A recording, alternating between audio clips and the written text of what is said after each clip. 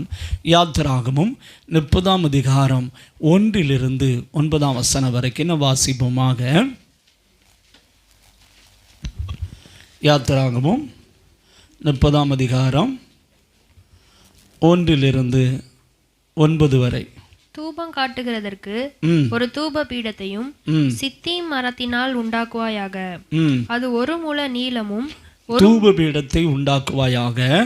அது 1 முழ நீளமும். அது 1 முழ நீளமும் 1 முழ அகலமுமான 1 முழம் அகலமுமான சதுரமும் 2 முழ உயரமுமாய் இருக்க வேண்டும். 2 முழம் உயரமாய் இருக்க வேண்டும். அதன் கொம்புகள் அதனோட ஏகமுமாய் இருக்க வேண்டும். அதன் கொம்புகள் அதனோட ஏகமாய் இருக்க வேண்டும். அதன் மேற்புறத்தையும் சுற்றுப்புறத்தையும் அதன் கொம்புகளையும் பசும் பொன் தகட்டால் மூடி சுற்றிலும் அதற்கு பொன் திறனையை உண்டு பண்ணி அந்த திறனையின் கீழே அதன் 2 பக்கங்களிலும் அதை சுமக்கும் தண்டுகளின் இடங்களாகிய அதன் 2 பக்கத்து 2 மூலைகளையும் 2 பொன் வளையங்களை உண்டாக்குவாயாக.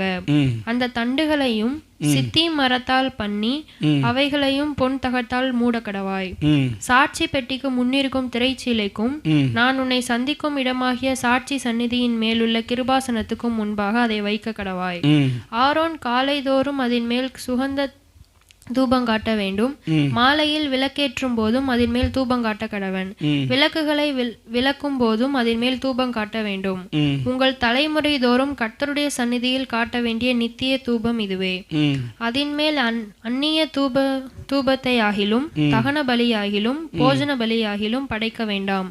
அதன் மேல் பான பலியை ஊற்றவும் வேண்டாம். பாருங்க, ஆண்டவர் நம்ம ஆசரிப்பு கூடாரத்தை குறித்து ஆவியானவர் நம்மோடு கூட என்ன செய்து கொண்டிருக்கிறார், பேசிக்கொண்டிருக்கிறார். அதில் முதல்ல பிரகாரம், 2வது பரிசுத்த ஸ்தலம். இந்த பரிசுத்த ஸ்தலத்தில் முதலாவதாக பொன்குத்து விளக்கு இருக்கிறது, 2வது சமூக தப்பம் மேசை இருக்கிறது, 3வதாக என்ன இருக்கிறது, தூபபீடம் இருக்கிறது. என்ன இருக்கிறது, தூபபீடம். இன்றைக்கு நாம் ஆவியான ஒத்தாசையோடு தியானிக்க போகிற தேவனுடைய வார்த்தை என்னவென்றால், தூபபீடம் என்றால் என்ன, அதிலிருந்து தேவ ஆவியானவர் நமக்கு கற்றுக் கொடுக்கிற சத்தியம் என்ன, அதைத்தான் நாம் இன்னைக்கு ஆவியான ஒத்தாசையோடு தியானித்து ஜெபிக்க போகிறோம். அல்லேலூயா. இந்த தூபபீடத்தை குறித்து ஆண்டவர் எந்தெந்த முறையில் என்னென்ன அளவில் செய்யணும் அப்படின்னு கர்த்தர் சொல்கிறத நம்ம பார்க்குறோம். அது மட்டுமல்ல, அந்த தூபபீடத்தில் ஆண்டவர் சொல்லும்போது 9வது வசனம் பாருங்கள், அதன் மேல் அந்நிய தூபத்தை ஆகிலும் தகன பலியாகிலும் போஜன பலியாகிலும் படைக்க வேண்டாம். அதன் மேல் பான பலியையும் ஊற்ற வேண்டாம். அதன் மேல் என்ன ஊற்றக்கூடாதான், பானபலி என்ன செய்யக்கூடாது, ஊற்றக்கூடாது. அது தூப பீடத்தில் அந்நிய அக்னியை என்ன செய்யக்கூடாது, போடக்கூடாது. அந்நிய அக்னியை போடுவோம் என்றால் அதில் தேவனுக்கு என்ன உண்டாகும், கோபம் உண்டாவதை நம்ம என்ன செய்ய முடியும், பார்க்க முடியும். அதனால் தூப பீடத்தில் படைக்கிறதான தகன பலி போஜன பலி தேவையில்லாததை என்ன செய்யக்கூடாது, போடக்கூடாது அப்படின்னு கர்த்தர் சொல்கிறது நம்ம பார்க்குறோம். ஒரு வரைமுறை. இந்த தூபபீடம் என்பது எதற்கு அடையாளமாக இருக்கிறதுனா, இயேசுவுக்கு அடையாளமாக இருக்கிறது ஒரு பகுதியில். இன்னொரு பகுதியில் இந்த தூபபீடம் எதற்கு அடையாளமாக இருக்கிறது என்றால், நாம் செய்கிறதான ஜெபம், நாம் செய்கிறதான ஆராதனை, தேவனோடு உள்ள ஆராதனை துதி, இவைகளுக்கு இது அடையாளமாக இருக்கிறது. எதற்கு அடையாளமாக இருக்குது, நம்ம செய்கிறதான துதி ஆராதனை ஜெபம், இவைகளுக்கு இது அடையாளமாக என்ன செய்கிறது, காணப்படுகிறது. வெளிப்படுத்தின விசேஷம் 8ஆம் அதிகாரம் 3ஆம் வசனத்தை நாம் வாசிப்போமாக. வேறொரு தூதனும் வந்து தூபம் காட்டும் பொற்கலசத்தை பிடித்து, வெளிப்படுத்தின விசேஷத்தில் பார்த்தீங்கன்னா பரலோக கவர்மெண்ட், பரலோகத்தில் பார்த்தீங்கன்னா அங்கே என்ன இருக்குது, தூப கலசத்தை யார் பிடிக்கிறா, ஒரு தூதன் பிடிக்கிறான். பலிபீடத்தின் படியிலே நின்றான். பலிபீடத்தின் பலியிலே என்ன செய்தான், நின்றான். இப்போ பரலோகத்தில் எப்படி தூபபீடம் இருக்குதோ அதுக்கு மாதிரியாகத்தான் கர்த்தர் மோசே மூலமாக இந்த பூமியிலே ஆசரிப்பு கூடாரத்தில் என்னத்தை உண்டாக்க சொன்னார் அப்படின்னா, தூபபீடத்தை உண்டாக்க சொன்னார். இங்கே பலிபீடம், இங்கே நம்ம பூமியிலே அவர்கள் ஆசரிப்பு கூடாரத்தை உண்டாக்கும் பொழுது அது பரலோகத்திற்கு அப்படி முன்மாதிரியாக என்ன செய்யப்பட்டது, காணப்பட்டது. அதுக்கு நிழலாட்டமாக அக்யூரேட். அதனால தான் கர்த்தர் சொல்லும்போது, மலையிலே உனக்கு காண்பிக்கப்பட்ட மாதிரியின்படியே செய்ய நீ எப்படி இருக்கணும், கவனமாக இரு அப்படின்னு பரலோக தரிசனத்தை கர்த்தர் மோசேக்கு காட்டினார். அங்கே இருக்கிற அந்த தூபபீடம் எப்படி இருக்குதோ, அது அளவு எப்படி, சைஸ் எப்படி, இது போல தான் என்ன செய்யணும் அப்படின்னு சொல்லி கர்த்தர் சொல்லுகிறத நம்ம பார்க்குறோம். நாம் தேவனுக்கு ஆராதனை செய்யும் பொழுது எப்பொழுதுமே ஒழுக்கமாக கரெக்டாக தேவன் சொன்னபடி நாம் என்ன செய்யணும், ஆராதனை பண்ணோம். நம்ம மனம் போல ஆராதனை பண்ணோம் அப்படின்னா கர்த்தர் அதை என்ன செய்வதில்லை, அங்கீகரிப்பதில்லை. எதற்கு ஆண்டவர் தூபபீடத்தை ஏற்படுத்த சொன்னார் அப்படின்னா, அதில் ஒரு ஒழுங்கு கிரமத்தை கர்த்தர் ஏன் வச்சிருந்தார் அப்படின்னா, அவர் விரும்புகிறபடி ஆராதனை, அவர் விரும்புகிறபடி துதி, அவர் விரும்புகிறபடி ஜெபம் இருக்கணும். அல்லேலூயா. நம்ம விரும்புகிறபடி ஆராதனை அல்ல, நாம் விரும்புகிறபடி ஜெபம் அல்ல, நாம் விரும்புகிறபடி துதி அல்ல, அவர் விரும்புகிறபடி என்ன செய்யணும், ஆராதனை பண்ணணும். அப்போ தான் அது என்ன செய்யப்படும், அங்கீகரிக்கப்படும். இல்லாவிட்டால் என்ன செய்யப்படாது, அங்கீகரிக்கப்படாது. வேதத்தில் பார்த்தீங்கன்னா லேவியராகமம் 10ஆம் அதிகாரத்தில் 1-3 வரைக்கும் பார்த்தீங்கன்னா இங்கே 2 நபர்களை நாம் பார்க்க முடியும். எல்லாரும் திருப்பி கொள்ளுங்க. லேவியராகமம் 10ஆம் அதிகாரம் 1-3. பின்பு ஆரோனின் குமாரராகிய நாதாபும் அபியூவும் தன் தூப கலசத்தை எடுத்து அவைகளில் அக்கினியையும் அதன் மேல் தூப வர்க்கத்தையும் போட்டு கர்த்தர் தங்களுக்கு கட்டளையிடாத அந்நிய அக்கினியை அவருடைய சந்நிதியில் கொண்டு வந்தார்கள். அப்பொழுது அக்கினி கர்த்தருடைய சந்நிதியில் இருந்து புறப்பட்டு அவர்களை பட்சித்தது. அவர்கள் கர்த்தருடைய சந்நிதியில் செத்தார்கள். அவர்கள் என்ன செய்தார்களா? போதும் கவனிங்க. இந்த நாதாப்பும் அபியும் யாருன்னு கேட்டால் பிரதான ஆசாரியனாகிய ஆரோனுடைய பிள்ளைகள். ஆரோன் பிரதான ஆசாரியன், இவங்க ஆசாரியர்கள். ஆசாரியர்கள் பிரகாரத்துக்கு போக முடியும், பரிசுத்த ஸ்தலத்துக்கு போக முடியும். ஆனால் மகா பரிசுத்த ஸ்தலத்துக்குள் என்ன செய்ய முடியாது, போக முடியாது. இப்போ இவர்கள் கர்த்தருக்கு ஆராதனை செய்ய வருகிறார்கள். வருகிற பொழுது இவர்கள் கையிலே கொடுக்கப்பட்டதான தூப கலசத்தில் இவர்கள் கர்த்தர் தங்களுக்கு கட்டளையிடாத அந்நிய அக்னி என்ன செய்தார்களாம், போட்டு கொண்டு வந்தார்கள் சொல்லப்பட்டிருக்கு. அவங்க என்ன அக்னி கொண்டு வந்திருக்கணும், ஆக்சுவலியாக என்ன அக்னி கொண்டு வரணும்னா, பிரகாரத்திலே பலி செலுத்தின பொழுது அங்கே அக்னி என்ன செய்து கொண்டிருக்கும், எரிந்து கொண்டிருக்கும். அந்த அக்னியை தான் தூபபீடத்தில் என்ன செஞ்சிருக்கணும், தாங்கள் வைத்திருக்கிறதான தூப கலசத்திலே போட்டு தேவனுக்கு என்ன செய்ய வேண்டும், ஆராதனை செய்ய வேண்டும்.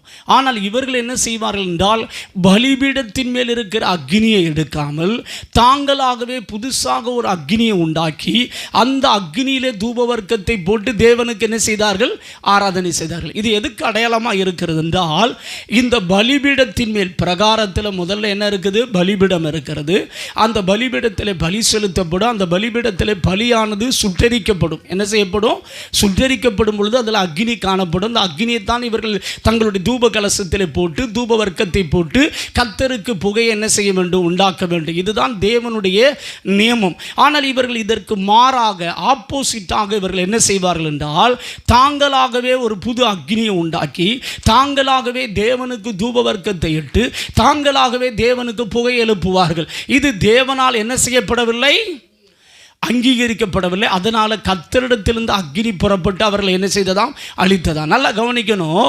இந்த பலிபீடத்தின் மேல் உள்ள அக்னி என்பது எதற்கு அடையாளமாக இருக்கிறது என்றால், இயேசு கிறிஸ்து எனக்காக சிலுவையில் என்ன செய்தார், ரத்தம் சிந்தி மரித்து உயிர் தெழுந்தார். அந்த பலிபீடத்தின் மேல் இயேசுவின் மேல் நான் விசுவாசம் வைக்கிறேன் என்று எந்த ஒரு மனிதன் இயேசுவின் மேல் விசுவாசம் வைத்து ஜெபம் செய்கிறானோ அவனைத்தான் தேவன் அங்கீகரிப்பார். அதை விட்டுவிட்டு தங்களுடைய சுய நீதியில் போய் எந்த மனிதன் ஜெபிக்கிறானோ, தன்னுடைய சுயநீதியில் போய் எந்த மனிதன் தேவனை ஆராதிக்கிறானோ, தன்னுடைய சுயநீதியில் போய் எந்த மனிதன் தேவனுக்கு துதி செலுத்துகிறானோ, அது தேவனால் என்ன செய்யப்படாது, அங்கீகரிக்கப்படாது. வேதத்தில் பார்த்தீங்கன்னா லூக்கா எழுதின சுவிசேஷம் 18ஆம் அதிகாரம் அதில் பார்த்தீங்கன்னா 10ஆம் வசனத்திலிருந்து ஒரு சம்பவத்தை பார்க்க முடியும். 2 மனிதர்கள் ஜெபம் செய்யும்படி தேவாலயத்துக்கு போனார்கள். வாசிங்கள் பார்க்கலாம். 2 மனுஷர் ஜெபம் பண்ணும்படி தேவாலயத்துக்கு போனார்கள். ஒருவன் பரிசேயன் நாயக்காரன், மற்றவன் நாயக்காரன், பரிசேயன் நின்று தேவனே நான் பரிகாரர், அநியாயக்காரர், விபச்சாரக்காரர் ஆகிய மற்ற மனுஷரை போலவும் இந்த ஆயக்காரனை போலவும் இராதனால் உம்மை ஸ்தோத்தரிக்கிறேன். வாரத்தில் 2 தரம் உபவாசம் பண்ணுகிறேன். என் சம்பாத்தியத்தில் எல்லாம் தசமபாகம் செலுத்தி வருகிறேன் என்று தனக்குள்ளே ஜெபம் பண்ணினான். ஆயக்காரன் தூரத்திலே நின்று தன் கண்களையும் வானத்துக்கு ஏறெடுக்க துணியாமல் தன் மார்பிலே அடித்துக்கொண்டு தேவனே பாவியாகிய என்மேல் எப்படி கிருபையாயிரும் என்றார். அவன் அல்ல இவனே நீதிமானாக்கப்பட்டவனாக தன் வீட்டுக்கு திரும்பி போனான். அல்லேலூயா. அப்ப இங்க பாருங்க, இங்கே 2 மனிதர்கள் ஜெபம் பண்ண போகிறார்கள். ஒன்று பரிசேயன். இந்த பரிசேயன் எதன் மேல் விசுவாசம் வைத்தான் அப்படின்னா, தான் செய்கிறதான ஜெபம், தான் செய்கிறதான தான தர்மம், தான் செய்கிறதான நற்கிரிகள் மேல் என்ன வைத்தான்? தன்னுடைய சுயநீதியின் மேல் என்ன வைத்தான்? நம்பிக்கை வைத்தான். ஆண்டவர் அதை என்ன செய்யலை? அங்கீகரிக்கல. ஆனால் ஒரு ஆயக்காரனா பாவி, அவன் தேவன் மேல் விசுவாசம் வைக்கிறான். யார் மேலே விசுவாசம் வைக்கிறான்? தேவன் மேல் விசுவாசம் வைக்கப்பட்ட பொழுது கர்த்தர் சொன்னார், அவன் அல்ல இவனே நீதிமானாக்கப்பட்டவனா வீட்டுக்கு என்ன செய்தான்? திரும்பி போனான். தேவ பிள்ளையே, உன்னுடைய அனுதின வாழ்க்கையில் நீ நடக்கிற நற்கிரிகளை வச்சு உன் மேலே என்ன வச்சிடக்கூடாது? நம்பிக்கை வச்சிடக்கூடாது. நாம் ரட்சிக்கப்பட்டதினால் நற்கிரியை செய்கிறோமே ஒழிய, நாம் நற்கிரியை செய்கிறதினால் நாம் ரட்சிக்கப்படவில்லை. அல்லேலூயா. நீங்கள் இப்போ பரிசுத்தமாக வாழ்கிறீங்க, நீங்கள் இப்போ சண்டை போடாமல் வாழ்கிறீங்க, இப்போ நீங்கள் பொய் சொல்லாமல் வாழ்கிறீங்க அப்படின்னா இது உன் திறமையினால் அல்ல, நீ நல்லா பைபிள் வாசிக்கிறத நீ ஜெபம் பண்ணுறனால அல்ல.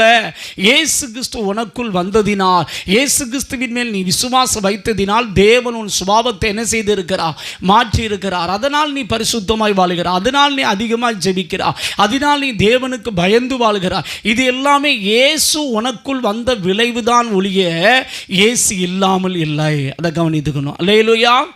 இதனால தான் ஆண்டவர் சொன்னார் யோவான் எழுதின சுவிசேஷம் 15ஆம் அதிகாரத்தில், என்னால் அன்றி உங்களால் ஒன்றும் செய்ய கூடாது.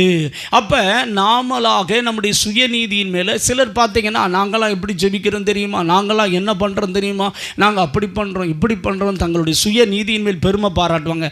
சிலர் காணிக்க கொடுக்கறதுல பெருமை பாராட்டுவாங்க, சிலர் தசமமாக கொடுக்கறதுல பெருமை பாராட்டுவாங்க. உன் தசம பாகத்தை பார்த்து கர்த்தர் ஆசீர்வதிக்கிறவர் அல்ல, உன் ஜெபத்தை பார்த்து கர்த்தர் ஆசீர்வதிக்கிறல்ல, நீ இயேசுவின் மேல் வைக்கிற விசுவாசத்தை வைத்தே கர்த்தர் உன்னை ஆசீர்வதிக்கிறார். அல்லேலூயா.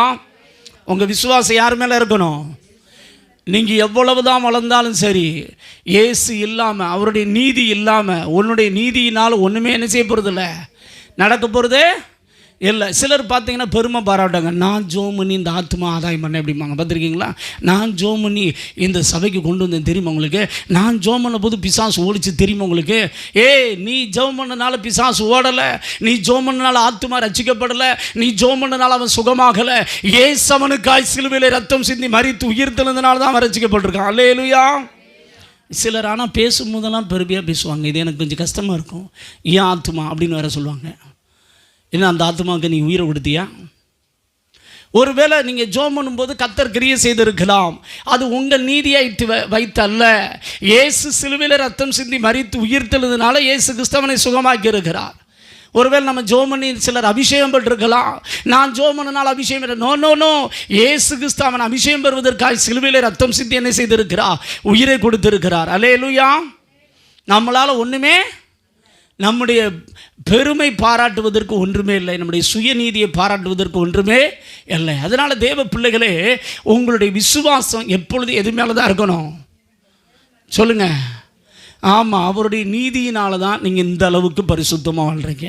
அவருடைய நீதியினால தான் நீங்கள் பரிசுத்தமாக வாழ்கிறீங்க. அவருடைய நீதியினால் நீங்கள் அதிகமாக ஜெபிக்கலாம். அவருடைய நீதியினால் நீங்கள் உங்கள் வேலை ஊழியம் செய்யலாம். அவருடைய நீதியினால். அதுக்காக மற்றவங்களை பார்த்து அற்பமாக எண்ணக்கூடாது. எப்படி எண்ணக்கூடாது? சில ஆட்கள் பார்த்தீங்கன்னா, இதெல்லாம் தேராத கேஸு, இதெல்லாம் ஒன்றுக்குமே ஆகாது, நான் எப்படி தெரியுமா, நான் கிங்கு தெரியுமா அப்படின்னு தன்னை பெருசாக பார்க்கறது. இப்படி பார்க்கவே கூடாது.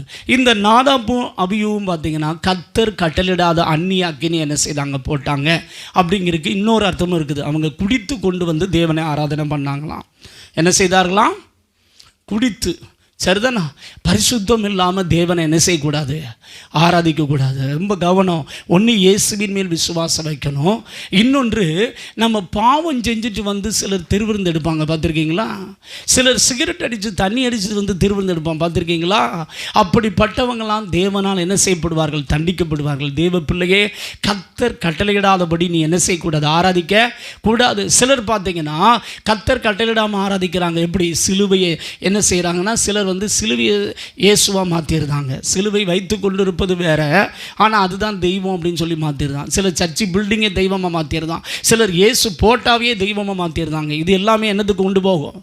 விக்கிரக ஆராதனை. தேவன் எப்படி இருக்கிறார்? 1 யோவான் 1ஆம் அதிகாரத்தில் தேவன் ஆவியாக இருக்கிறார் அப்படின்னு சொல்லப்பட்டிருக்கு. அவரை தொழுது கொள்வர்கள் எப்படி தொழுது கொள்ளணும்? யோவான் எழுதின சுவிசேஷம் 4ஆம் அதிகாரம் 23, 24 வாசிங்க பார்க்கலாம்.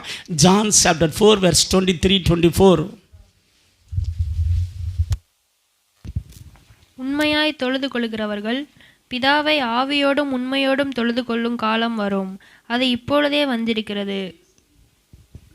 தம்மை தொழுது கொள்ளுகிறவர்கள் இப்படிப்பட்டவர்களாக இருக்கும்படி பிதாவானவர் விரும்புகிறார். பாருங்க, பிதாவை தொழுது கொள்றவங்க எப்படி தொழுது கொள்ளணுமா?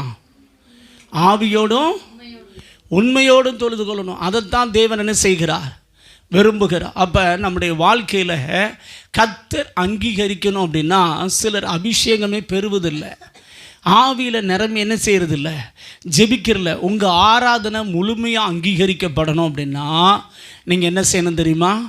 அபிஷேகம் பண்ணிருக்கணும். அல்லேலூயா. நீங்கள் என்ன தான் உங்கள் சொந்த மாம்சத்தில் ஆராதனை பண்ணாலும் அது தேவன் விரும்புகிற ஆராதனையாக என்ன செய்ய, அது மாறவே மாறாது.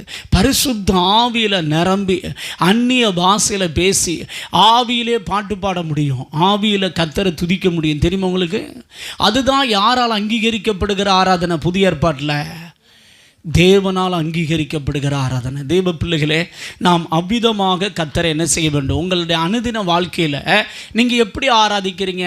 அந்நிய அக்னியை போட்டு ஆராதிக்கிறீங்களா, அல்லது பாவம் செஞ்சுக்கிட்டே ஆராதிக்கிறீங்களா, அல்லது ஆவியோடு உண்மையோடு ஆராதிக்கிறீர்களா? ஆவியோடு உண்மையோடு ஆராதித்தால் கர்த்தர் உங்களை என்ன செய்வார்? அங்கீகரிப்பார், ஆசீர்வதிப்பார். அல்லேலூயா. உங்கள் விசுவாசம் இயேசுவின் மேலே தான் இருக்கணும். அல்லேலூயா.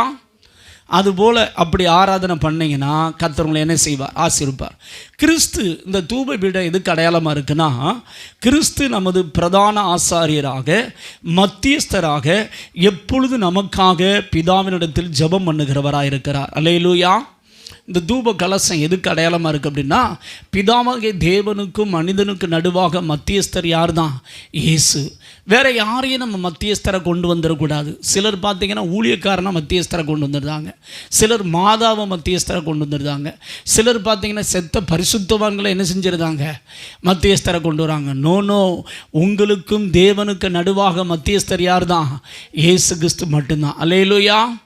வேறு யாரையாவது மத்தியஸ்தரை வச்சிங்க அப்படின்னா கர்த்தர் அதை இங்கே என்ன செய்ய மாட்டார்? அங்கீகரிக்க மாட்டார். வேதம் சொல்லுகிறது, இந்த இயேசு கிறிஸ்து நமக்காக மத்தியஸ்தராக இருந்து இந்த தூப பீடம் என்பது இயேசுவுக்கு அடையாளமாக இருக்கிறது. அதில் போடப்படுகிறதான தூப வர்க்கம் என்பது பரிசுத்தாவியானவருக்கு அடையாளமாக இருக்கிறது. அதிலிருந்து வரக்கூடிய புகை என்பது ஜெபத்துக்கு அடையாளமாக இருக்குது. எதுக்கு அடையாளமாக இருக்குங்க? தூப பீடத்தில் என்ன இருக்குது? நல்லா கவனிக்கணும். முதலாவது தூப பீடம் பார்த்திங்கன்னா இதே மாதிரி டேபிள் மாதிரி தான் இருக்கும். அதில் தண்டு சுமப்பதற்கு வச்சுருப்பாங்க. சரிதானா?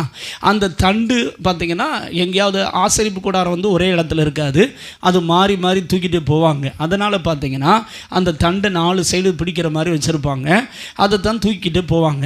இப்போ இந்த தூப பீடத்தில் பார்த்திங்கன்னா அந்த தூப பீடம் என்பது இயேசுவுக்கு அடையாளம், தூப வர்க்கம் என்பது பரிசுத்தாவியானவருக்கு அடையாளம். எப்படிப்பட்டது அடையாளங்க? பரிசுத்தோனருக்கு அடையாளம். தூப புகை என்பது எதுக்கு அடையாளம்னா ஜெபத்துக்கு அடையாளம். அல்லேலூயா.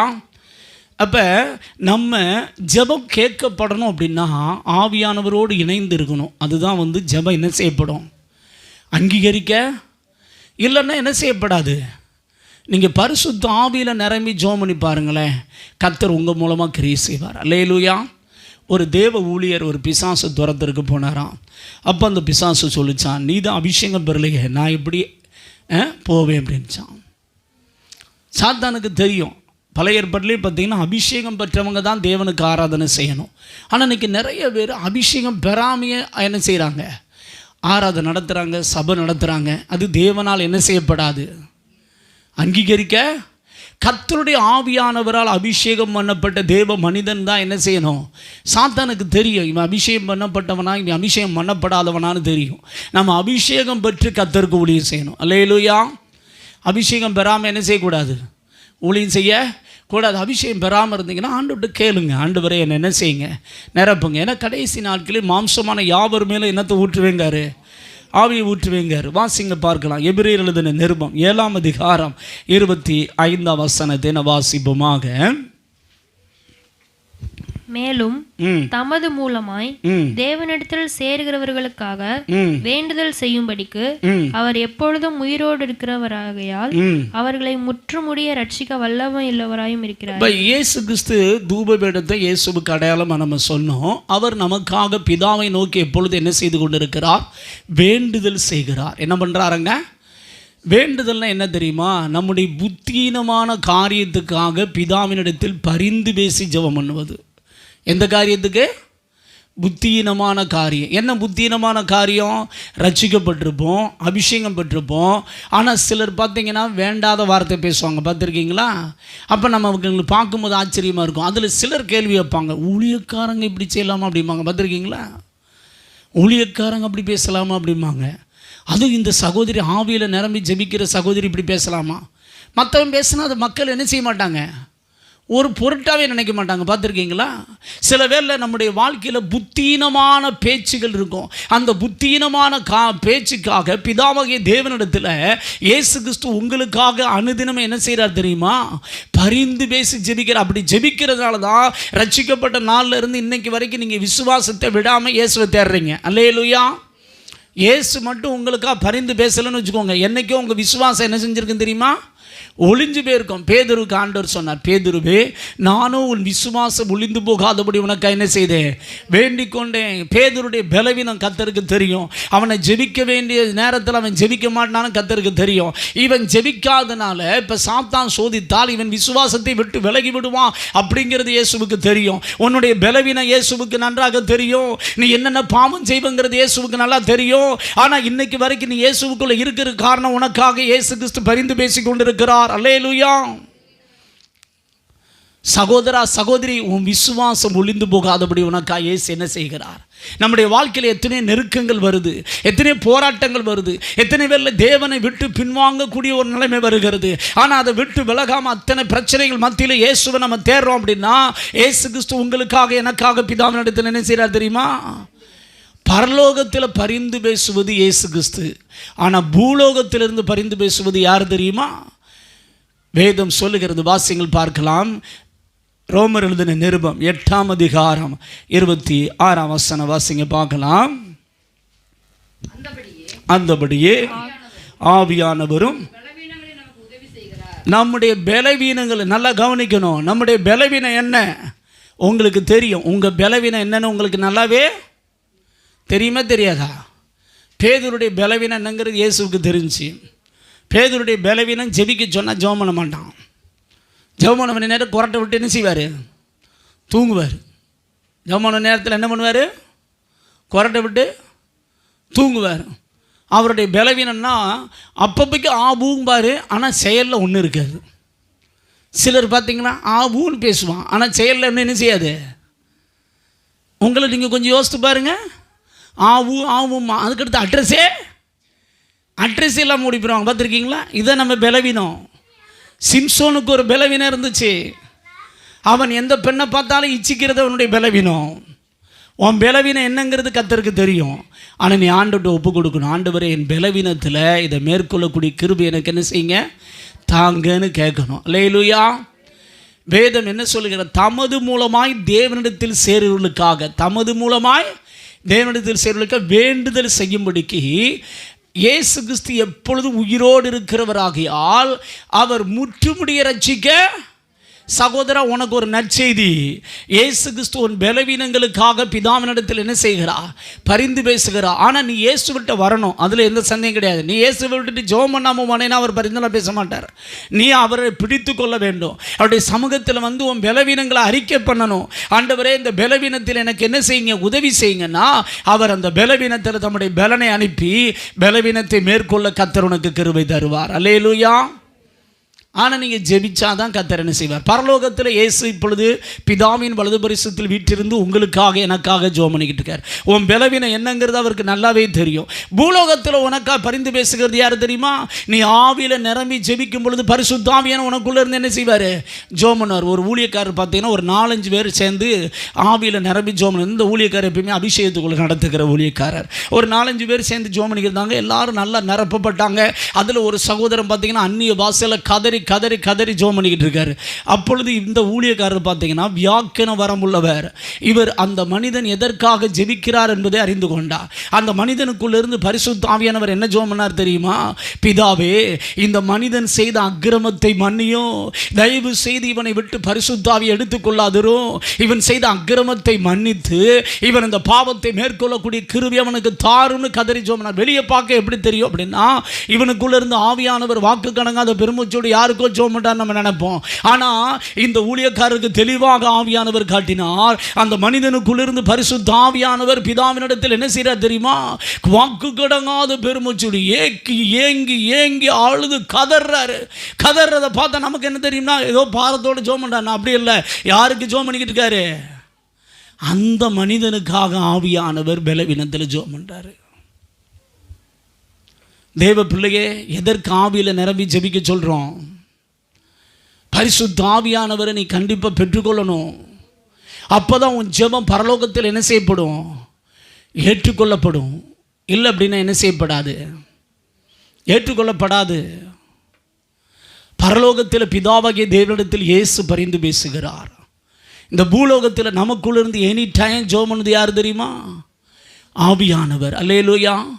ஒரு நாள் மோகன் சிலாசஸ் ஐயா அவர்கள் அவர் ஊழியத்துக்கு போயிட்டு வந்து ரொம்ப நேரம் ஆயிடுச்சு, டயர் ஆயிடுச்சுன்னு படுத்துட்டார். ஆனால் அதிகாலை ஒரு 2 மணிக்கு ஏசப்பா இறங்கி வந்து தட்டி எழுப்பினா, நீ ஜெபிக்கணும் அப்படின்னார்.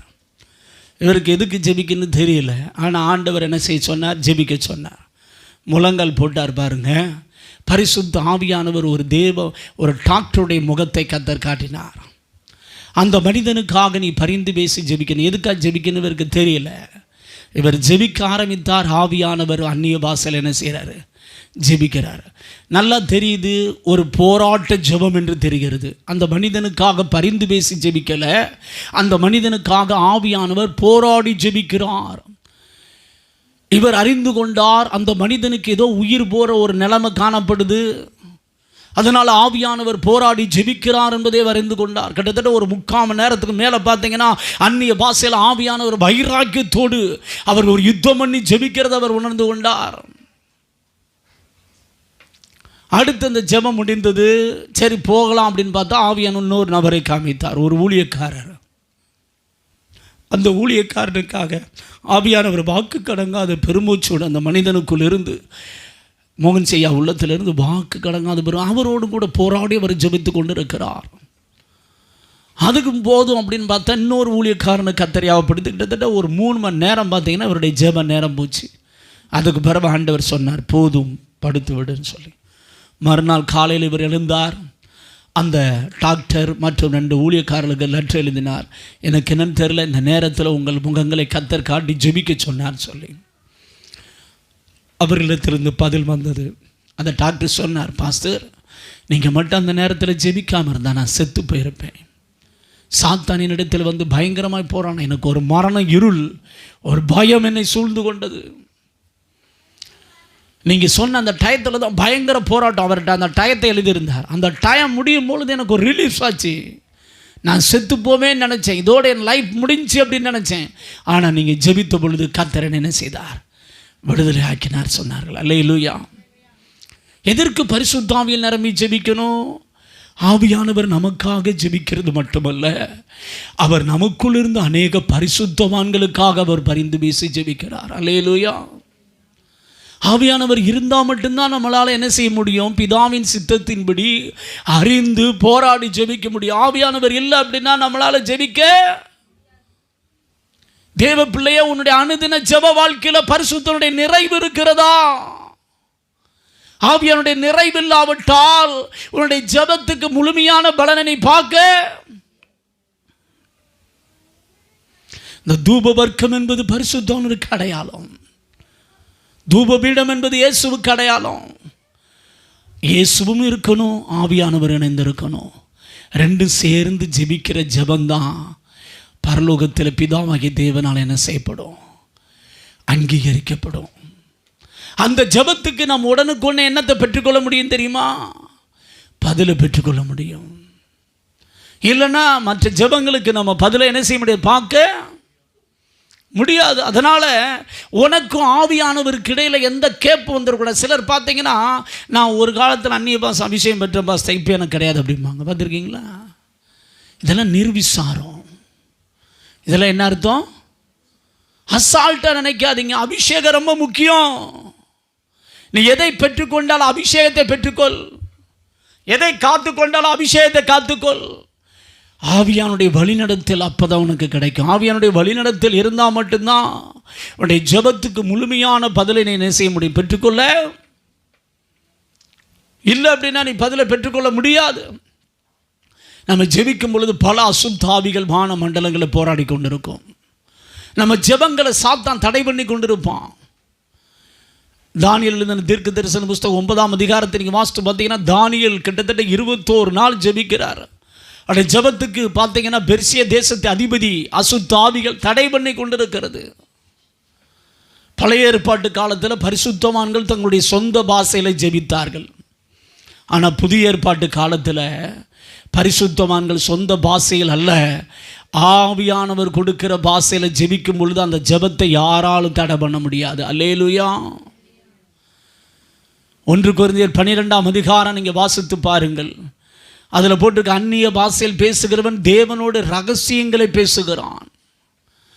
1 கொரிந்தியர் 12ஆம் அதிகாரம் 14ஆம் வசனம் சொல்லுகிறது, நான் ஆவியோடும் ஜெபம் பண்ணுவேன், கருத்தாகவும் நான் ஜெபம் பண்ணுவேன் போட்டிருக்குது. கருத்தா ஜெபம் பண்ணுறது உன் சொந்த பாஷையில் ஜெபம் பண்ணுறது.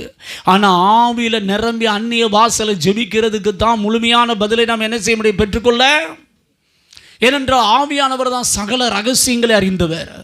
அவர் கடந்த காலத்தில் என்ன நடந்தது, நிகழ்காலத்தில் என்ன நடந்து கொண்டிருக்கிறது, இனி வருங்காலத்தில் என்ன நடக்கும் என்பதை அறிந்தவர் பரிசுத்த ஆவியானவர். அல்லேலூயா. உனக்கு கடந்த காலத்தில் நடந்த சம்பவம் தெரியும், ஒருவேளை நிகழ்காலத்தில் நீ என்ன பிரச்சனை நின்று கொண்டிருக்கிறாய் என்பது உனக்கு தெரியும். அதன் அடிப்படையில் நீ ஜெபம் பண்ணி கொண்டிருப்பா. ஆனால் வருங்கால என்ன விளைவு உண்டாகும் என்பது யாருக்கு மட்டும்தான் தெரியும்?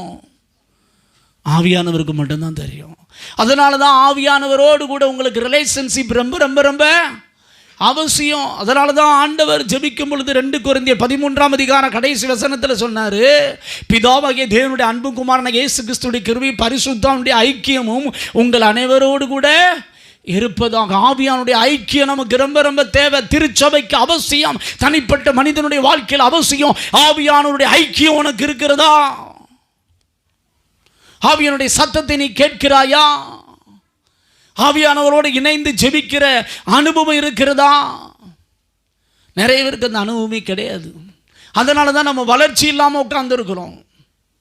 நம்மளை அடுத்த எல்லைக்கு வளர்ச்சிக்கு கொண்டு போகிறவர் ஆவியானவர். நமக்காக பரிந்து பேசுகிறவர் ஆவியானவர். இதனால தான் இயேசு சொன்னார், நான் உங்களுக்காக பிதாவினிடத்தில் வேண்டிக் கொள்வேன். இயேசு முதலாவது நமக்காக எதற்காக ஜெபிக்கிறார் தெரியுமா? நம்முடைய புத்தியின காரியங்களுக்காக ஜெபிக்கிறார், நம்முடைய பலவீனங்களுக்காக ஜெபிக்கிறார். அது மட்டுமல்ல, நாம் பரிசுத்த ஆவியை பெற்றுக்கொள்ள வேண்டும் என்று இயேசு பிதாவினிடத்தில் ஜெபம் பண்றாரு. எதை பெற்றுக்கொள்ளணும்? திருச்சபை எல்லாரும் பரிசுத்த ஆவியை பெற்றுக்கொள்ளணும். ஜெபம் பண்ணவர் யாரு தெரியுமா? இயேசு கிறிஸ்து. புதிய ஏற்பாட்டு காலத்தில், பழைய ஏற்பாட்டு காலத்தில் எல்லாரும் பரிசுத்த ஆவியை பெற்றுக்கொள்ள முடியாது. பழைய ஏற்பாட்டு காலத்தில் நியாயாதிபதிகளை கர்த்தர் அபிஷேகம் பண்ணினார், ஆசாரியர்களை கர்த்தர் அபிஷேகம் பண்ணார், தீர்க்கதரிசிகளை கர்த்தர் அபிஷேகம் பண்ணார், ராஜாக்களை கர்த்தர் அபிஷேகம். 4 பேர் தான் அபிஷேகம் பெற்றுக்கொள்ள முடியும். திருச்சபையில் வேற எந்த மனிதன் மேலும் ஆவியானவர் இறங்கி வர மாட்டார். ஆனால் இயேசு கிறிஸ்து சொன்னார், நான் உங்களுக்காக நான் போய் பரலோகத்தில் போய் யார் அனுப்ப போகிறேன்? பரிசுத்த ஆவியானவன் அனுப்ப போகிறேன். யாருக்கு அனுப்ப போகிறேன்? திருச்சபைகள் எல்லாருமே அனுப்ப போகிறேன் என்று கர்த்தர் சொன்னார். அல்லேலூயா. நான் உங்களுக்காக பிதாவினிடத்தில் வேண்டிக் கொள்வேன், அப்பொழுது அவர் என்றென்றைக்கும் உங்களுடைய கூட இருக்கும்படிக்கு சத்திய ஆவியாகிய தேற்றரவாளனை உங்களுக்கு தந்தருவார். யோவானன் சுவிசேஷம் 14ஆம் அதிகாரம், யோவானன் சுவிசேஷம் 16ஆம் அதிகாரம். இந்த சம்பவங்களை நீங்கள் வாசித்து பார்த்தீங்கன்னா இயேசு கிறிஸ்து பரிசுத்த ஆவியை திருச்சபை பெற்றுக்கொள்ள வேண்டும் என்பதை வலியுறுத்தினார். அதில் இயேசு கிறிஸ்து எப்படி பிதாவினிடத்தில் ஜெபிக்கிறார்? பிதாவே, நான் இவர்களோடு கூட என்றைக்கு இருக்க முடியாது, நான் இவர்களோடு கூட இருக்கும் வரையில் இவர்களை பாதுகாத்தேன், இவர்களை ரட்சித்தேன், இவர்களுக்கு உம்முடைய நாமத்தை வெளிப்படுத்தினேன். பழைய ஏற்பாட்டு காலத்தில் ஆவியானவர் வருவார் போவார், யாரிடத்தில் நிரந்தரமாக அவர் தங்கியிருந்ததில்லை. ஆனால் புதிய ஏற்பாட்டு காலத்தில் இயேசு கிறிஸ்து பிதாவினிடத்தில் பரிந்து பேசுகிறார். என்ன? இவர்களை தனியாக விட்டு அவர்கள் சோர்ந்து போவார்களே, இவர்களை தனியாக விட்டால் பிசாசு இவர்களை ஜெயித்து விடுவானே, இவர்கள் பிதாவின் சித்தத்தின்படி வாழ வேண்டுமானால் இவர்களுக்குள் என்றென்றைக்கு பரிசுத்த ஆவியானவர் என்ன செய்ய வேண்டும்? தங்கி இருக்கும்படி இயேசு கிறிஸ்து பிதாவினிடத்தில் ஜெபித்தார். அல்லேலூயா. தேவ பிள்ளைய ஆவியின் அபிஷேகம் எதுக்கு தெரியுமா? என்றென்றைக்கு உனக்குள்ள ஆவியானவர் இருப்பார். இதனால் நீ கண்டிப்பாக எதை பெற்றுக்கொள்ளணும்? சொல்லுங்க, எதை பெற்றுக்கொள்ளணும்? பரிசுத்த ஆவியை பெற்றுக்கொள்ளணும். ஆவியானவர் தான் உன் ஜெபத்துக்கு முழுமையான பலனை என்ன செய்ய முடியும்? பார்க்க முடியும். ரோமர் 8:26 வாசித்து 27 வாசிங்க பார்க்கலாம். ஆவியானவர் தேவனுடைய சித்தத்தின்படியே பரிசுத்தவான்களுக்காக வேண்டுதல் செய்கிறபடியால், பாருங்க, நல்லா கவனிக்கணும். தேவனுடைய சித்தத்தின்படியே பரிசுத்தவான்களுக்காக வேண்டுதல் செய்கிறபடியால் இருதயங்களை ஆராய்ந்து பார்க்கிறவர் ஆவியின் சிந்தை இன்னதென்று அறிவார். ஆவியின் சிந்தை என்னதென்று என்ன செய்திருக்கிறார்? உனக்குள்ள மாம்ச சிந்தை இருக்குதா இல்லை ஆவியின் சிந்தை இருக்குதான்னு அவருக்கு தான் தெரியும். நீ எப்படிப்பட்ட சிந்தை உள்ளவனுங்கிறது யார் அறிந்திருக்கிறார்? ஆவியானவர் அறிந்திருக்கிறார். அப்போ ஆவியானவர் எதன்படி ஜெபிக்கிறார்? பிதாவின் சித்தத்தின்படி ஜெபிக்கிறார். அதான் ரொம்ப முக்கியம். இன்னைக்கு அநேகருடைய ஜெபங்களுக்கு ஏன் பதில் வரல அப்படின்னா பிதாவின் சித்தத்தின்படி என்ன செய்யறதில்லை, ஜெபிக்கல. சில வேளை நமக்கு எப்படி ஜெபிக்கன்னே தெரியாது. கண்ணீர் மட்டும்தான் வரும், கவலை மட்டும்தான் இருக்கும், பாரம் நிரம்பி இருக்கும், நம்மளால் வாயை திறக்க முடியாது.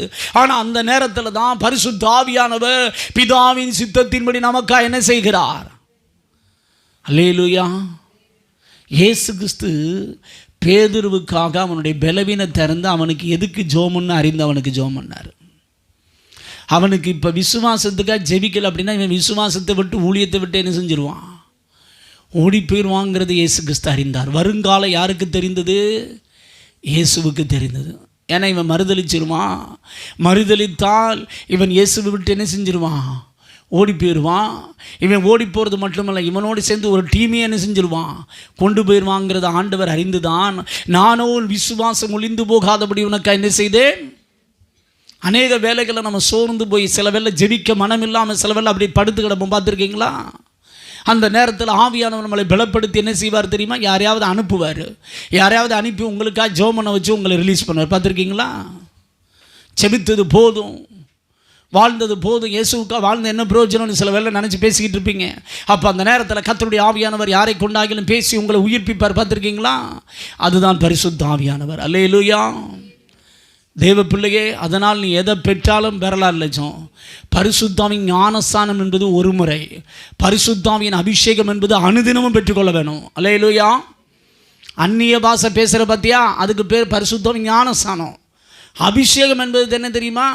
ஒவ்வொரு நாளும் தனியாக ஜெபிக்கும் போது கத்த நிரப்புவார், கூட்டத்துக்கு வரும்போது கத்த நிரப்புவார், சபைக்கு வரும்போது கத்த நிரப்புவார். அதான் என்னது? அபிஷேகம். அல்லேலூயா. நீ அந்நிய பாஷை பேசிட்டு அன்னையோடு நின்றேன்னா தேக்க நிலைமையில் நிற்ப. அபிஷேகம் பெற்று நாளுக்கு நாள் நீ வளர்ச்சி அடையும் போது தான் உன் ஆவிக்குரிய வாழ்க்கையில் வளர்ச்சியை பார்க்க முடியும். அல்லேலூயா. இல்லைன்னா என்னத்தை பார்க்க முடியாது? வளர்ச்சியை பார்க்க ஆவியானவர் தான் உங்களுக்காய் வேண்டுதல் செய்கிறவர். அல்லேலூயா. அதனால் உங்களுடைய ஜெபத்தில் ஏசப்பாவும் இருக்கணும், பரிசுத்த ஆவியானவர் இருக்கணும். அது ரொம்ப முக்கியம். ரோமர் 1 யோவான் 2ஆம் அதிகாரம் 1ஆம் வசனம் வாசிங்க பார்க்கலாம். 1 John chapter 2 verse 1. என் பிள்ளைகளே, நீங்கள் பாவம் செய்யாதபடிக்கு இவைகளை உங்களுக்கு எழுதுகிறேன். ஒருவன் பாவம் ஒருவன் பாவம் செய்கிறவனானால் நீதிபரராய் இருக்கிற இயேசு கிறிஸ்து நமக்காக பிதாவினிடத்தில் என்ன செய்யறாரா? தூபபீடம் எதுக்கு அடையாளமா இருக்கு? இயேசு கிறிஸ்து உங்களுக்காக எனக்காக. நம்ம சில பலவீனங்களில் பாவம் செய்வோம். நம்ம திரும்ப போய் மன்னிப்பு கேட்கும்போது கர்த்தர் மன்னிக்கிறார். ஏன் மன்னிக்கிறார் தெரியுமா? இயேசு கிறிஸ்து நமக்காக பிதா கிட்ட என்ன பண்ணிக்கிட்டு இருக்காரு? அவர் மட்டும் பரிந்து பேசலைன்னு வச்சுக்கோங்க, நம்ம சாப்டரு அதோடு முடிஞ்ச சீனு. அதனால தான் பிள்ளைகளுக்கு ஆவியானவர் எழுதும்போது எழுதுகிறார், பிள்ளைகளே நான் உங்களுக்கு எழுதுகிறேன். எதுக்கு? நீ ஒருவன் பாவம் செய்வானால் நீதிபரராய் இருக்கிற இயேசு கிறிஸ்து உங்களுக்காக எனக்காக பிதாவினிடத்தில் என்ன செய்கிறாரா? பரிந்து பேசுகிறார். எவ்வளவு நல்ல ஆண்டவர் பாருங்க. அது மட்டுமல்ல, யோவான் எழுதின சுவிசேஷம் 16ஆம் அதிகாரம் 26ஆம் வசனம் வாசிங்க பார்க்கலாம். அந்த நாளில் நீங்கள் என் நாமத்தினாலே வேண்டிக் கொள்வீர்கள், உங்களுக்காக பிதாவை நான் கேட்டுக்கொள்வேன் என்று உங்களுக்கு சொல்ல வேண்டியதில்லை. பாருங்க, இயேசு கிறிஸ்து சொல்றாரு, அந்த நாளில், அதாவது நான் பரலோகத்துக்கு போன பிறகு நீங்கள் எனக்காக என்ன செய்வீங்க? பிதாவை என்னை நோக்கி நீங்கள் என்ன செய்வீங்கன்னா ஜெபம் பண்ணுவீங்க. அந்த ஜெபத்துக்காக நான் பிதாவினிடத்தில் உங்களுக்காக என்ன செய்வேன்? ஜெபம் பண்ணுவேன் அப்படின்னு. பாருங்கள், இயேசு கிறிஸ்து நம்ம செய்கிற ஜெபத்துக்கெல்லாம் பிதா கிட்ட என்ன பண்ணிக்கிட்டு இருக்காரு? சொல்லுங்கள், என்ன பண்ணிக்கிட்டு இருக்காரு? ஜெபம் பண்ணிக்கிட்டு. பக்கத்தில் இப்படி சொல்லுங்கள், இயேசு கிறிஸ்து உங்களுக்காக பிதா கிட்ட ஜெபம் பண்ணிக்கிட்டு இருக்காரு. தைரியமாக இருங்க, நீங்கள் ஜெயம் பெறுவீங்கன்னு சொல்லுங்கள். என்ன பெறுவீங்க? இயேசு ஜெபம் பண்ணால் ஜெபத்தில் தோல்வி வருமா? நமக்கு ஆவியான ஜெபம் பண்ணால் நமக்கு ஜெபத்தில் தோல்வி வருமா? அதனால் நீங்கள் ஜெயம் பெறுவீங்க. அல்லேலூயா. அதனால் நீங்கள் என்ன பண்ணுவீங்க? அதுபோல் யோவான் எழுதின சுவிசேஷம் 17ஆம் அதிகாரத்தில் இயேசு கிறிஸ்து முழுவதும் திருச்சபைக்காக ஜெபிக்கிற ஜெபம். இயேசு கிறிஸ்து முழுவதும் யாருக்காக ஜெபம் பண்ணுறாரு? திருச்சபை. உங்களுக்கு தாங்க. திருச்சபைனா வேறு யார்? உங்களுக்காக எனக்காக. தூப பீடங்கிறது எதுக்கு அடையாளம்? இயேசுவுக்கு அடையாளம். இயேசு பிதாவினிடத்தில் என்ன பண்ணிக்கிட்டு இருக்காரு? பரிந்து பேசுகிறார். என்னென்ன காரியத்துக்கெல்லாம் பரிந்து பேசுகிறார் தெரியுமா? நிறைய காரியம் இருக்குது. அதில் 1-2 மட்டும் வாசிக்க விரும்புகிறேன். 9ஆம் வசனம் பாருங்க. நான் அவர்களுக்காக வேண்டிக் கொள்ளுகிறேன், உலகத்துக்காக வேண்டிக் கொள்ளாமல் நீர் எனக்கு தந்தவர்களுக்காக வேண்டிக் கொள்ளுகிறேன், அவர்கள் உம்முடையவர்களாக இருக்கிறார்களே. பாருங்க, இயேசு கிறிஸ்து பிதாவினிடத்தில் என்ன செய்கிறார் அப்படின்னா நமக்காக என்ன செய்கிறாரா? வேண்டிக் கொள்ளுகிறார். அல்லேலூயா. ஏசாயா 53ஆம் அதிகாரம் 12ஆம் வசனம் விதமாக சொல்லுது, அவர் அக்கிரமக்காரருக்காக வேண்டிக் கொண்டாராம். இயேசு கிறிஸ்து எதுக்காக வேண்டிக் கொள்கிறாருங்க? அப்படி வேண்டிக் கொண்டதுனால ஆத்துமாக்களை நிறைய அவருக்கு தருவேன்னு சொல்லப்படுது. அப்போ நம்மலாம் யாருங்க?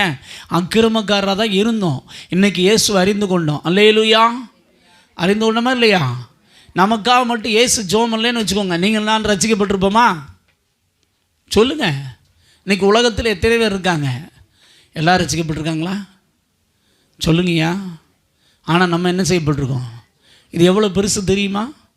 ரட்சிப்பு சாதாரணமான காரியம் கிடையாது. நான் இன்றைக்கி நிறைய பேருடைய முடிவை பார்க்குறேன். இயேசு அறியாமையே வாழ்ந்து வயசு நிறைய ஆகுது, பணம் இருக்குது, வசதி இருக்குது, எல்லாம் இருக்குது. ஆனால் இயேசு அறியாமையே வாழ்ந்து இயேசு அறியாமையே செத்து போகிறாங்க. நான் உண்மையிலே யோசித்து பார்த்தேன், நம்மளாம் ரட்சிக்கப்பட்டிருக்கேன்னா இயேசு கிறிஸ்து அக்கிரமக்காரனாகி எனக்காக என்ன செய்தார்? வேண்டிக் கொண்டதுனால நான் ரட்சிக்கப்பட்டிருக்கேன். அல்லேலூயா. இயேசு எனக்காக வேண்டிக் கொள்ளான்னா என் நிலைமை பரிதாபம். இயேசு உங்களுக்காக வேண்டிக் கொள்ளாவிட்டால் உங்கள் நிலைமை என்னது? பரிதாபம். பாருங்க, ஆண்டவர் 11ஆம் வசனத்தில் இப்படி ஜெபிக்கிறார், நான் இனி உலகத்தில் இரேன், இவர்கள் உலகத்தில் இருக்கிறார்கள், நான் உம்மிடத்திற்கு வருகிறேன். பரிசுத்த பிதாவே, நீர் எனக்கு தந்தவர்கள் நம்மை போல ஒன்றாயிருக்கும்படி நீர் அவர்களை உம்முடைய நாமத்தினாலே காத்துக்கொள்ளும். இயேசு எதுக்காக ஜெபம் பண்ணார் பாருங்க? நம்ம எல்லாரும் எப்படி இருக்கணுமா? ஒன்றாக இருக்கும்படி ஜெபிக்கிறார். அது ரொம்ப முக்கியமான ஜெபம். 15ஆம் வசனம் பாருங்க.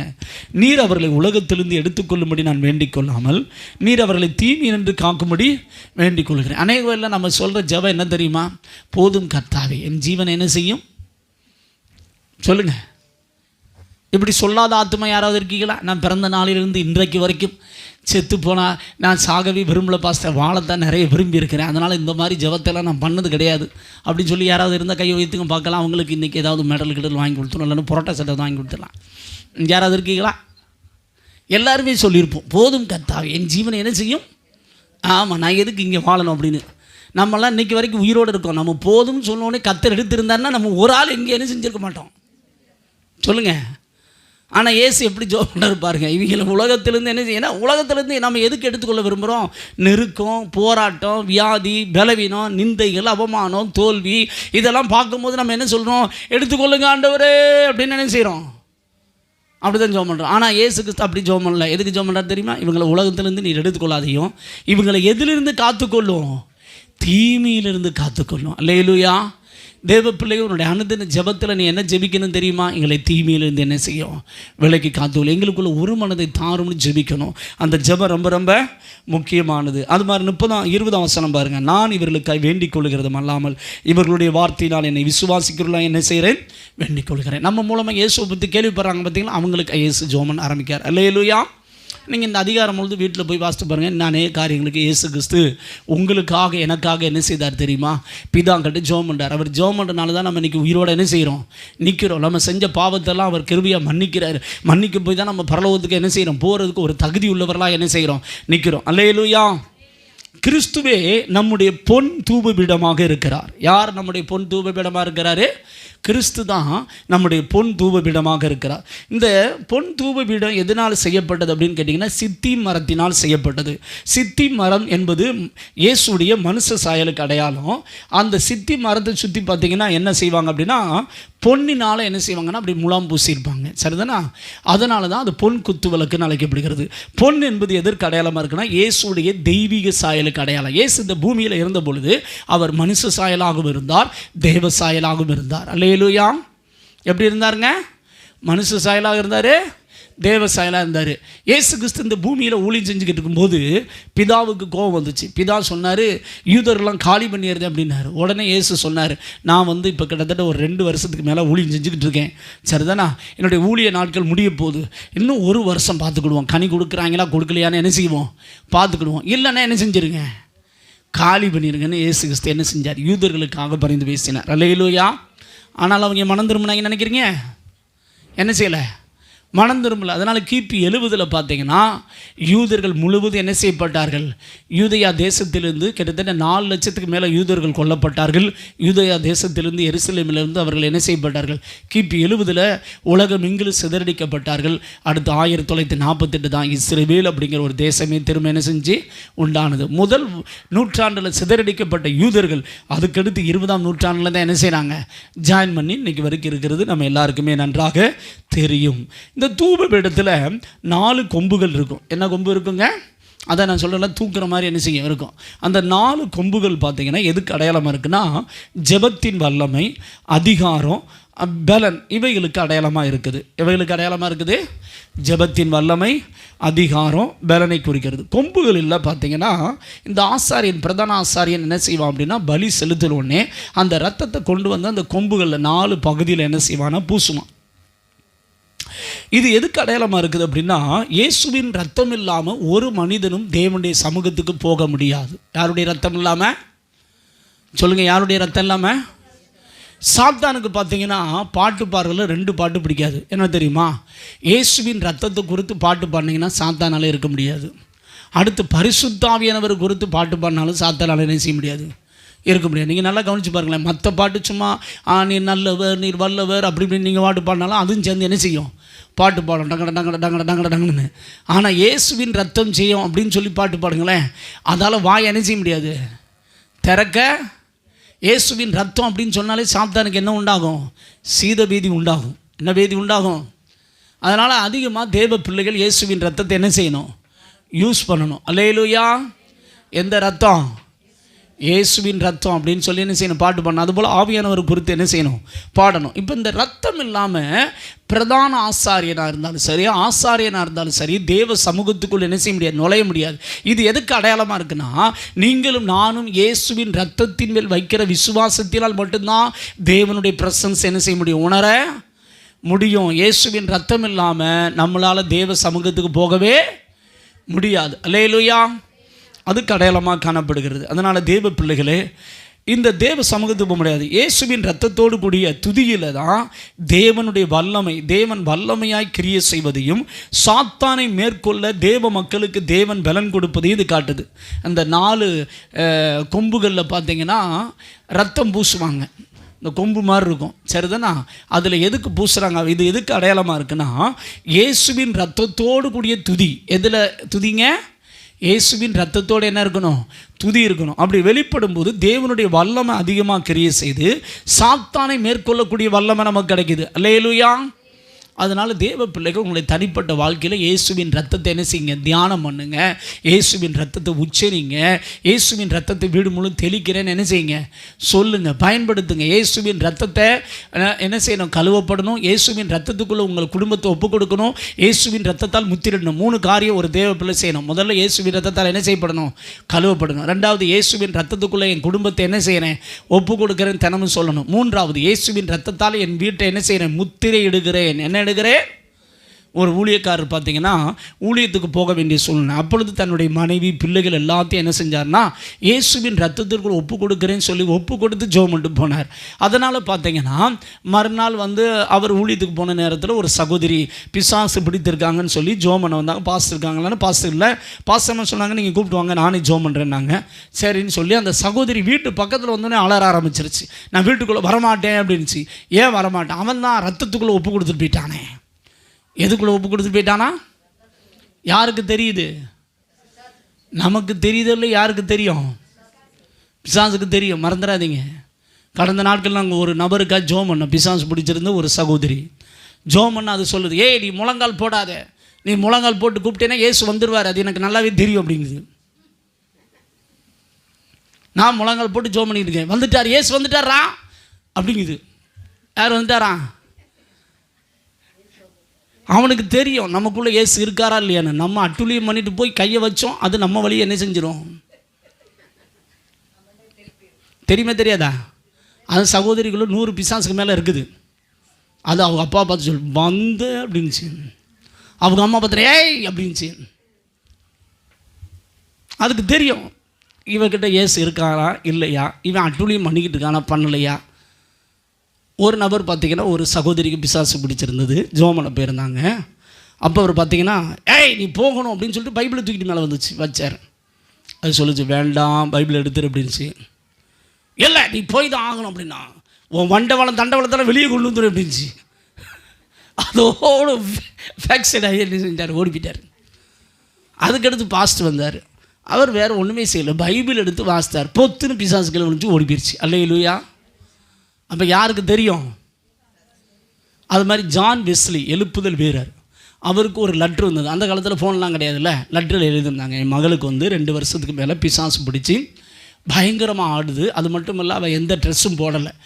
எங்கள் வீட்டில் அவளை விட்டோம்னா ரோட்டில் ஓட ஆரம்பிச்சிருதா. அதனால் நாங்கள் 2 வேலையாட்களை போட்டு ரூமுக்குள்ளே தான் என்ன செஞ்சு வச்சுருக்கோம், அடைச்சி வச்சுருக்கோம். பாஸ்டர் நீங்கள் வந்து ஜெபம் பண்ண முடியுமான்னு வெளியூர்லேருந்து என்ன செஞ்சுருந்தாங்கன்னா ஜான் வெஸ்லிக்கு லெட்ரு வந்திருந்தாங்க. அவர் இந்த லெட்டரை படித்தார் பாருங்க. லெட்டரை படித்தோடனே கோட்டை மாற்ற ஆரம்பித்தார். இவர் இங்கே கோட்டை மாற்றுற, அங்கே பிசாசு பேசுது, அவன் கிளம்பிட்டான் அப்படிங்குது. இங்கே கோட்டை மாற்றணும்னா அது என்ன சொல்லுது? அவன் என்ன செஞ்சிட்டானா? கிளம்பிட்டான் அப்படிங்குது. அவங்களுக்கு ஒன்றுமே புரியல, யார் கிளம்பிட்டான் அப்படின்னு நினைச்சல, அவங்களுக்கு புரியல. அது சொல்லுது அவன் கிளம்பிட்டான் அப்படிங்குது. பக்கத்தில் வந்துட்டான், நான் ஓடுறேன் அப்படின்னு என்ன செஞ்சிருச்சு? அவர் வரவங்களே என்ன செஞ்சிருச்சுன்னா எல்லாம் ஓடி போயிடுச்சு. பிறகு கொஞ்ச நேரத்தில் பார்த்தீங்கன்னா நல்ல பிள்ளை மாதிரி அது ட்ரெஸ்ஸுக்கு செல்ல மாட்டி அப்புறாணி பிள்ளையாக வந்து உட்காந்துச்சு. அப்போ பிசாசுக்கு தெரியும் நம்மளை பற்றி நல்லாவே. பக்கத்தில் எப்படி சொல்லுங்கள், பிசாசுக்கு உங்களை பற்றி நல்லாவே தெரியும், நீ என்னென்ன அட்டுழியம் பண்ணுறதுன்னு தெரியும். அதனால் ஒழுங்காக மனம் திருப்பிட்டா நல்லது. ஒழுங்காக என்ன செய்யணும்? மனம் திரும்பணும். இல்லைன்னா நம்மளை என்ன செஞ்சிடும்? சில வேளையில் நம்ம ஆட்களுக்கு பிசாசு என்ன செய்ய வேண்டியிருக்குது? காமிக்க வேண்டியிருக்குது. அவன் ஏற்கனவே வில்லன் தான், ஆனால் வில்லனை காமிச்சு தான் என்ன செய்ய வேண்டியிருக்குது? சரி பண்ண வேண்டியிருக்குது. என்ன பண்ண வேண்டியிருக்குது? சரி பண்ண வேண்டியிருக்குது. Okay sir. அதனால் இயேசுவின் ரத்தத்தில் போனீங்க அப்படின்னா நீங்கள் யாரை ஜெயிக்க முடியும்? வெளிப்படுத்துகிற விசேஷம் 12ஆம் அதிகாரம் 11ஆம் வசனத்தை வாசிங்க பார்க்கலாம். வெளிப்படுத்துகிற விசேஷம் 12ஆம் அதிகாரம். மரணம் நேரிடுகிறதா இருந்தாலும் அதற்கு தப்பும்படி தங்கள் ஜீவனையும் பாராமல் ஆட்டுக்குட்டியின் இரத்தத்தினாலும் தங்கள் சாட்சியின் வசனத்தினாலும் ஜெயித்தார்கள். அல்லேலூயா. தேவ பிள்ளையே, நீ இயேசுவின் ரத்தத்தால் கழுவப்படுவது மட்டுமல்ல, சாத்தானை ஜெயிக்கக்கூடிய பலனை உனக்கு தருவது என்ன தெரியுமா? தூபபீடத்தில் பூசப்பட்டதான இயேசுவின் ரத்தம். அல்லேலூயா. நீ அனுதினமும் இயேசுவின் ரத்தத்தை விசுவாசித்தா போதாது, அதை வாயை திறந்து என்ன செய்யணும்? அறிக்கை பண்ணணும். அது ரொம்ப முக்கியம். நீ அறிக்கை பண்ணான்னா என்ன நடக்காது? அற்புதம் நடக்காது. இயேசுவின் ரத்தத்தை தெளிக்கிறேன் அப்படின்னு சொன்னால் சத்தம் அழுகுருவான். பார்த்துருக்கீங்களா? நாங்கள் நிறைய பேருக்கு ஜெபம் பண்ணியிருக்கோம். தெளிக்காத எனக்கு எரியுதுங்க. அதுக்கு தெரியும் நம்ம விசுவாசத்தில் இயேசுவின் ரத்தத்தை என்ன செய்யணும்? தெளிக்கணும். தெளித்து பயன்படுத்தணும். தினமும் இயேசுவின் ரத்தத்தை வீடு முழுதும் தெளிக்கிறேன்னு சொல்லணும். வீடு முழுதும் நான் வீட்டில் இயேசுவின் ரத்தத்தை என்ன செய்கிறேன்? என் பிள்ளை இயேசுவின் ரத்தத்துக்கு ஒப்பு கொடுக்குறேன், இயேசுவின் ரத்தத்தால் முத்திரிடுறேன் அப்படின்னு நீங்கள் பயன்படுத்தி பாருங்களேன். உங்களுக்கு என்ன கிடைக்கும்? ஜெயம் கிடைக்கும். அல்லேலூயா. மரணம் நேரடியாக சாகக்கூடிய நிலைமை வந்தாலும் இயேசுவின் ரத்தத்தை பயன்படுத்தினால் வெற்றி கிடைக்கும் என்பதே அதனுடைய அர்த்தம். அல்லேலூயா. எந்த ரத்தத்தை பயன்படுத்தணும்? இயேசுவின் ரத்தத்தை பயன்படுத்தணும். வெளிப்படுத்தின விசேஷம் 5ஆம் அதிகாரம் 9-10 வாசிங்க பார்க்கலாம். வெளிப்படுத்தின விசேஷம். தேவரீர் புஸ்தகத்தை வாங்கவும், தேவரீர் புஸ்தகத்தை வாங்கவும், முத்திரைகளை உடைக்கவும், அதன் முத்திரைகளை உடைக்கவும் பாத்திரராய் இருக்கிறீர். ஏனெனில் நீர் அடிக்கப்பட்டு சகல கோத்திரங்களிலும்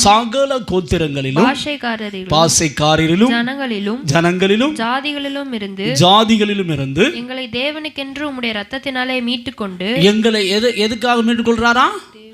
தேவனுக்கென்று, பிதாவாகிய தேவனுக்கென்று திருச்சபையை இயேசு கிறிஸ்து தம்முடைய ரத்தத்தினால் என்ன செய்கிறாரு? மீட்டுக்கொண்டு எங்கள் தேவனுக்கு முன்பாக எங்களை ராஜாக்களும் ஆசாரியர்களுமாக்கின. ரெண்டு காரியம் நல்லா கவனிக்கணும். இயேசுவின் ரத்தம் நம்மளை என்ன செய்யுது அப்படின்னா, கழுவி பிதாவாகிய தேவனுக்கு முன்பாக நம்மளை எப்படி நிப்பாட்டுது அப்படின்னா, ஆசாரியனாகவும் ராஜாக்களாகவும் நிப்பாட்டுது. ஆசாரியன் என்றால் தேவனுக்கு ஆராதனை செய்ய தகுதி பெற்றவன் என்ற அர்த்தம். என்ன அர்த்தங்க? இப்போ பிதாவுக்கு முன்பாக நம்ம ஆராதிக்கிறோம் அப்படின்னா, பழைய ஏற்பாட்டுக்காரர்கள் பரிசுத்தவான்கள் போகும்பொழுது அவங்க காளை, ஆட்டுக்கடா இல்லது புறாவுடைய ரத்தம் இதைத்தான் வச்சு போவாங்க. இதில் ஏதாவது குறை இருந்ததுன்னு வச்சுக்கோங்க, கர்த்தர் அந்த மகா பரிசுத்தத்தில் அடிச்சிருவார். அடித்தா அவன் அதோட சாப்டரு க்ளோஸ். அதுக்கடுத்து அவன் எந்திக்க, அதுக்கடுத்து கயிறை பிடிச்சி தான் நிற்பாங்க. ஆனால் புதிய ஏற்பாட்டு காலத்தில் நீங்களும் நானும் இயேசுவின் ரத்தத்தை கையிலேந்தி பிதா கிட்ட போய் தைரியமாக என்ன செய்ய முடியும்? ஆராதனை பண்ண முடியும். அல்லேலூயா. அதனால தான் நம்மளை ஆசாரியனாக மாற்றி இருக்கிறேன். எப்படி பிரதான ஆசாரியனுக்கு தகுதி இருந்துச்சோ அதை காட்டிலும் தகுதி இயேசுவின் ரத்தத்தால் உங்களுக்கு எனக்கு வந்துருச்சு. அல்லேலூயா. அது மட்டுமல்ல, நம்மளை ரெண்டாவது ஒன்று அபிஷேகம் பண்ணுறார். என்னது? ராஜாக்களாக. ராஜாக்களுடைய அபிஷேகம் என்ன தெரியுமா? யுத்த அபிஷேகம். எதற்காக நமக்கு கர்த்தர் அந்த அபிஷேகத்தை அத்தாரிட்டியை கொடுக்கிறார் அப்படின்னா, யுத்தம் பண்ணி எதிரியை ஜெயித்து தேசத்தில் உள்ள ஜனங்கள் சமாதானத்தோடு வாழும்படி செய்ய வேண்டியது யாருடைய பொறுப்பு? சொல்லுங்கள், யாருடைய பொறுப்பு? உங்கள் ஏரியாவில் கொலை நடக்குதுன்னா கொலை வெறியின் ஆவி கிரீசுதுன்னு அர்த்தம். அந்த ஆவியை துரத்த வேண்டியது யாருடைய பொறுப்பு? உங்கள் ஏரியாவில் விபச்சாரம் நடக்குது அப்படின்னா அந்த இடத்துல இருக்கிற ஆவியை துரத்துவதற்கு கர்த்தர் உங்களை என்ன பண்ணியிருக்கிறாரு? ராஜாவாக. உங்கள் பகுதியில் விக்கிரகாராதனை நடக்குது அப்படின்னா அந்த பகுதியில் இருக்கிற விக்கிரகாராதனின் ஆவியை துரத்த வேண்டியது யாருடைய டியூட்டி? சொல்லுங்கள். ஆனால் நம்ம என்ன பண்ணுறோம் தெரியுமா? கையை கட்டிட்டு எவனுக்கு வந்தால் விருந்தடி எனக்கு என்ன, எங்கள் ஏரியாவில் கொலை பண்ணுறேன், கொன்று பண்ணிட்டு போட்டோம். என்னையை கொலை பண்ணால் மட்டும்தான் நான் சத்தமே என்ன செய்வேன்? போடுவேன். அது தாண்டி நான் என்ன செய்ய மாட்டேன். இது எவ்வளோ பெரிய கொடுமை பார்த்துருக்கீங்களா? நம்மளை கர்த்தர் தம்முடைய ரத்தத்தினால் மீட்டு ஆசாரியனாக. அப்படின்னா என்ன அர்த்தம்? உன் வீட்டில் நீ ஆராதனை பண்ணும் பொழுது அந்த பகுதியில் இருக்கிற அசுத்தாவியை நான் என்ன செய்யும்? ஓடி போகும். கர்த்தர் உங்களை ஆசாரியனாக அபிஷேகம் பண்ணுறார். சகோதரனா, சகோதரி, கர்த்தர் உன்னை ராஜாவுக்கு அபிஷேகம் பண்ணுறார். எதற்கு தெரியுமா? நீ அந்த பகுதியில் இருக்கிற அசுத்தாவிகளை துரத்தி அந்த பகுதியில் சமாதானத்துக்காக நீ ஜெபிக்கும் பொழுது கர்த்தர் அந்த பகுதியில் சமாதானத்தை தருவார். அல்லேலூயா. ஒரு மனிதன் எலியா தனியாக நின்று ஒரு தேசத்திற்காக சவால் விட்டான். ஒரு தேசத்தில் கிரியை செய்கிற பிசாசு கிரியை செய்யாதபடிக்கு தடை பண்ணினான். பிசாசின் கிரிகளை அழித்து போட்டு தேசத்தில் கர்த்தரே தேவன் என்று சொல்லி ஒரு மனிதனுடைய ஜெபத்தை கேட்டு கர்த்தர் நிரூபித்தார். அல்லேலூயா. அப்போ நீ உன் ஏரியாவில் இருக்கிற மக்களுக்கு இயேசுதான் மெய்யான தெய்வம் என்பதை நீங்கள் என்ன செய்யணும்? நீங்கள் ஆராதனை பண்ணாலே உங்கள் பகுதியில் இருக்கிற பிசாசு ஓடணும். ஆனால் நீங்கள் ஆராதனை பண்ணால் ஓடுற பிசாசு என்ன செய்யுது? வீட்டுக்குள்ள இந்த கொடுமை எங்கேயாவது கேள்விப்பட்டிருக்கீங்களா? பசனை ஆராதனை பண்ணாலே எப்படி தூக்கம் என்ன செய்யுது? அப்போ போகிற பிசாசு என்ன செய்யுது? சொல்லுங்க, வருதுன்னு அர்த்தம். ஏன் வருது? முழங்காலே போடுறதில்லை. என்ன போடுறதில்லை? என்ன போடுறது இல்லை. பக்கத்தில் கைப்பிடிச்சு கேளுங்க, 1 மணி நேரம் வந்து முழங்கால் போடுறீங்களான்னு கேளுங்க. பிற போகிற பிசாசு வீட்டுக்குள்ளே வராமல் பிற எங்கே போகும் சொல்லுங்கள். 1 மணி நேரம் முழங்கால பாருங்க. நம்ம ஆட்களுக்கு அப்படி பல பொண்ணோ பூவோ ஒரு பஞ்சு மெத்தியை போட்டு அப்படி ஜோம் பண்ணால் எப்படி இருக்கும் பாஸ்டர்? பிற அப்படித்தான் இருக்கும். பிற போகிற பிசாசு என்ன செய்யும்? பரவாயில்ல, நமக்கு தலையணை பெருசு இல்லை விரிச்சு வச்சுருக்காங்களா, வந்து உட்காந்துக்கணும்னு அது என்ன செய்யும்? முழங்கால் போட்டு கையை தூக்குங்க. ஆனால் நம்ம ஆட்கள் என்ன செய்யறது இல்லை.